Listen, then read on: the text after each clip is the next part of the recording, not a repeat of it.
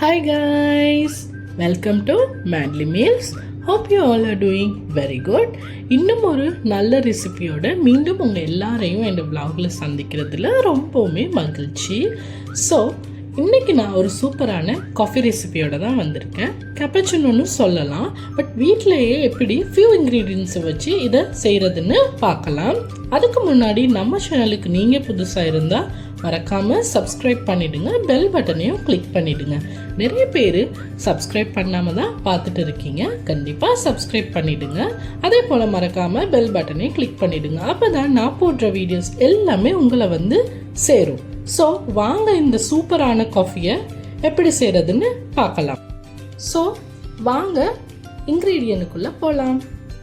So அதுக்காக நான் first 8 teaspoon அளவு மில்க் பவுடர் எடுத்து வச்சிருக்கிறேன். அதே மாதிரி 4 டீஸ்பூன் அளவு காஃபி பவுடர், இந்த காஃபி பவுடர் தான் நான் யூஸ் பண்ண போகிறேன். அதே போல் 8 டீஸ்பூன் சுகர் எடுத்து வச்சுக்கோங்க. இந்த ரேஷியோனா 4 கப்புக்கு தான் சொல்கிறேன். அதாவது ஒரு கப் அளவுக்கு நீங்கள் 2 teaspoon sugar, 2 teaspoon milk powder நீங்கள் ஆட் பண்ணால் சரியாக வரும். ஸோ ஃபஸ்ட்டு ப்ராசஸாக நீங்கள் இந்த மாதிரி ஒரு கப் எடுத்துக்கோங்க. அதில் உங்களோட சுகரையும் உங்களோட காஃபி பவுடரையும் ஆட் பண்ணிக்கோங்க. ஆட் பண்ணிவிட்டு அது கூடவே 2 டேபிள் ஸ்பூன் அளவுக்கு ஹாட் வாட்டர் ஆட் பண்ணிக்கோங்க. ஆட் பண்ணிவிட்டு நீங்கள் என்ன பண்ண போகிறீங்கன்னா ஃபுல்லாக இதை ஸ்பூன் வச்சு பீட் பண்ணிக்கிட்டே இருக்க போகிறீங்க. ஒரு 5 மினிட் இதை நீங்கள் நான் ஸ்டாப் பீட் பண்ணணும். இப்போ பாருங்கள், கலர் வந்து எப்படி இருக்குதுன்னா ஒரு கருப்பு கலரில் தான் ஃபர்ஸ்ட்டுக்கு இருக்குது. இது நீங்கள் எண்ட் ஆஃப் த ப்ராசஸாக இந்த கலர் எப்படி சேஞ்ச் ஆகணும் உங்களுக்கு பார்த்தாலே தெரியும். அது வரைக்கும் நீங்கள் ஸ்பூனால் மிக்ஸ் பண்ணி விட்டுக்கிட்டே இருக்கணும். அதே போல் சுகரையும் நல்லா ப்ரெஸ் பண்ணி விட்டுடுங்க. எல்லா சுகரும் ஃபுல்லாகவே கரைஞ்சிடணும். கரைஞ்சி உங்களுக்கு காஃபி பவுடரும் சுகரும் நல்லா கம்பைன் ஆகி ஒரு க்ரீமி டெக்ஸ்டர் வருது உங்களுக்கு தெரியும் பார்க்கும்போது. அதுதான் என்னோட சரியான பதம். அது வரும் வரைக்கும் நீங்கள் மிக்ஸ் பண்ணி விட்டுக்கிட்டே இருக்கணும். ஸோ உங்களுக்கு வீடியோவில் பார்த்தா தெரியும் இந்த கன்சிஸ்டன்சி எனக்கு வரதுக்கு ஒரு 3 மினிட்ஸ் போச்சுது. ஸோ இந்த மாதிரி வீடியோவில் பார்த்தா உங்களுக்கு தெரியும் நான் நான் ஸ்டாப்பாக கைவிடாமல் நல்லா மிக்ஸ் பண்ணி விட்டுட்டே இருப்பேன். நல்ல நான் ஸ்டாப்பாக நீங்கள் மிக்ஸ் பண்ண அது ஒரு நல்ல டெக்ஸ்டர் உங்களுக்கு கொடுக்கும். நீங்கள் இந்த காஃபியை செஞ்சு பாருங்கள், டெஃபினட்டாக பிடிச்சிருக்குதுன்னு சொல்லுவாங்க. அவ்வளோ டேஸ்டியாக இருக்கும் இந்த காஃபி. இந்த ரெசிபிக்கு நீங்கள் ஃப்ரெஷ் மில்க் கூட ஆட் பண்ணிக்கலாம். உங்களுக்கு ஃப்ரெஷ் மில்க் ஆட் பண்ணாலும் நல்ல டேஸ்ட்டாகவே வரும்.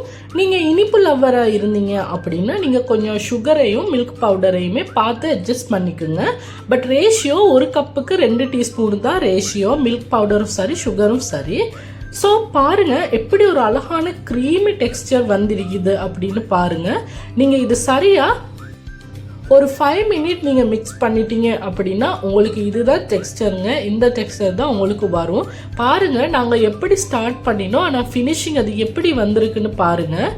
இப்போ நீங்கள் என்ன பண்ண போகிறீங்கன்னா இதை சைடாக்கி வச்சுட்டு இன்னொரு கப்பில் நீங்கள் உங்களோட மில்க் பவுடரை ஆட் பண்ணிக்க போகிறீங்க. ஸோ நல்லா ஹாட் வாட்டர் எடுத்து வச்சுக்கோங்க. மில்க் பவுடர் ஆட் பண்ணதுக்கு அப்புறமா நீங்கள் எந்த கப்பால் யூஸ் பண்ண போகிறீங்களோ அந்த கப்பை நீங்கள் மெஷர்மெண்ட்டாக எடுத்துக்கோங்க.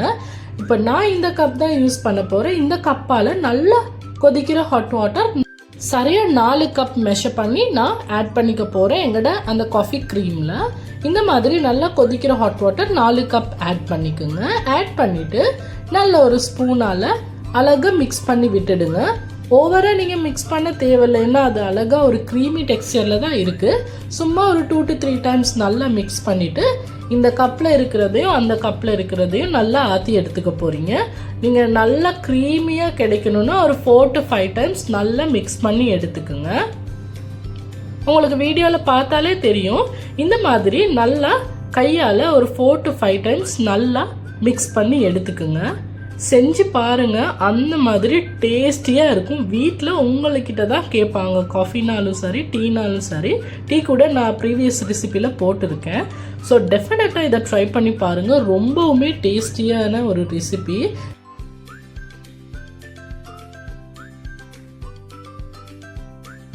கஃபேஸில் ரெஸ்டாரண்ட்ஸில் எல்லாமே இந்த ரெசிபி தான், இதை தான் மிஷினில் வச்சு செய்வாங்க. பட் நாங்கள் கையாலேயே செய்கிறோம்.